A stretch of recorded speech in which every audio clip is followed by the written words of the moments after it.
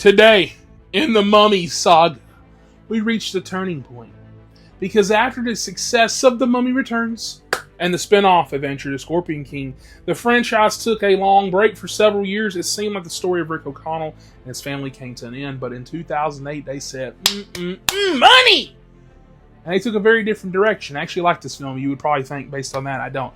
The Tomb of the Dragon Emperor. This film changed the setting, changed the mythology, and changed the tone of the franchise in ways that fans are still kind of debating today. So the big question is simple.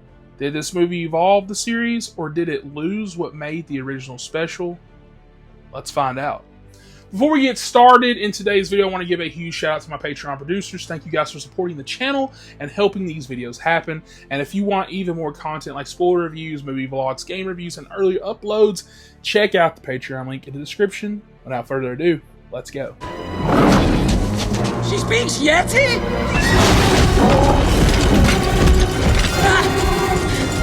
Now, by the time this movie arrived, the landscape of the blockbuster filmmaking had changed dramatically.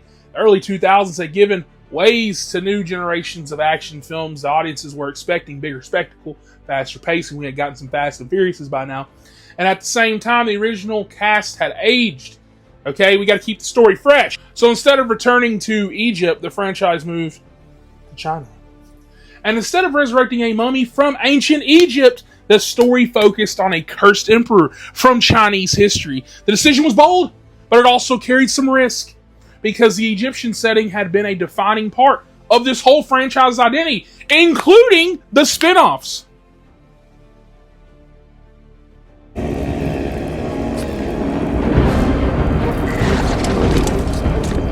One constant did remain, though. Rick O'Connell was back, once again played by Brendan Fraser.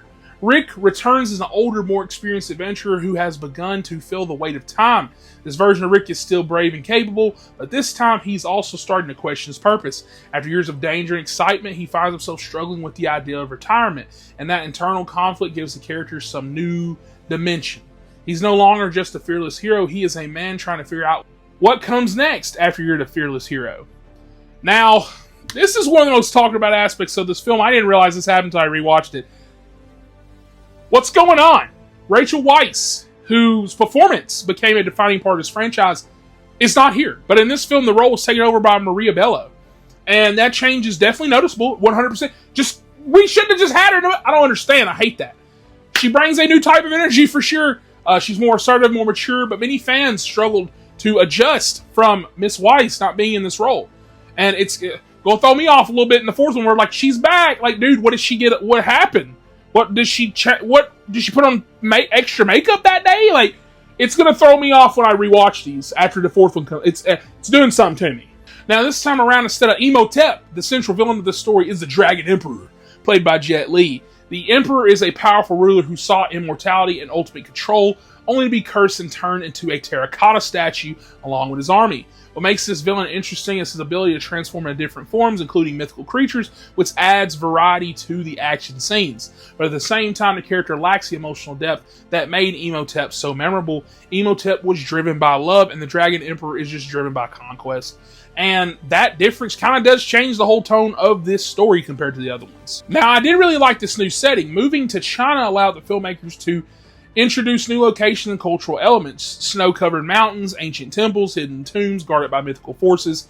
Visually, this movie offers a fresh look at the franchise, but thematically it feels less connected to the original trilogy. The sense of mystery and horror that defined the earlier films is kind of replaced by a more straightforward action-adventure style film. Another major development in this film is the role of Alex, Rick and Evelyn's son. In the previous film, he was a child. Here, he is a grown man, basically young adult. Following in his adventurer parents' footsteps, this dynamic creates tension between father and son, because of course Rick wants to protect him and Alex wants to prove himself. That conflict adds emotional stakes to the story and gives the characters room to grow. Like the earlier films, Tomb of the Dragon Emperor aims for a larger scale spectacle. There are sword fights, car chases, battles involving massive armies, and some of the visual effects are very impressive, I will add. But I feel like the tone feels more serious and less playful than the original films. And the humor is still there, but it doesn't really land as naturally as it did before. It feels kind of forced. And without the balance of horror and adventure that defined the first two, the action sometimes feels less distinctive. Now, despite those changes, the film does have its strengths. Brendan Fraser is still my GOAT. He remains compelling as a lead, brings warmth and charisma in his role. The new setting is awesome, provides some visual variety, and the story continues the theme of family and legacy that became central to the franchise. There's also a sense of ambition in the film's willingness to try something different. Instead of repeating the same formula, it attempts to expand the world in a new direction. Now, unfortunately, there's a lot that doesn't work about this film. At the same time, the movie does struggle to capture the magic of these original films. The change in location feels disconnected from the franchise's roots while also being a positive, and the villain lacks emotional depth. I feel like the absence of Rachel Weisz is also felt throughout the story. The issues don't necessarily make the movie unwatchable, but they do make it feel like a complete step down from the earlier entries. In the end, The Mummy Tomb of the Dragon Emperor is a movie that tried to reinvent the franchise. Some of those changes did work, but unfortunately others did not. But regardless of how you feel about it, this film represents an important moment in the saga, the point where the series shifted direction and struggled to find its identity again. And for many, many years after this movie, the future of the Mummy franchise remained uncertain.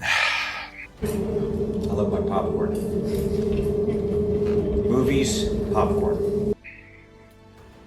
So next in the Mummy franchise, we jump ahead a decade to a film that attempted to reboot this franchise entirely. New cast, new universe. Yeah, remember they called that a dark universe. Oh my god. We're talking The Mummy 2017, a film, a movie that apparently I have watched. I looked up clips on this today because I know I was going to have to rewatch this for a video. I don't remember any of that. It looks somehow worse. I ironically remember the Jekyll stuff. Dr. Jekyll, I remember that. I was like, okay, I thought that was a movie, and it's not. He's in there because they're trying to MCU it. Are you ready? Like and subscribe.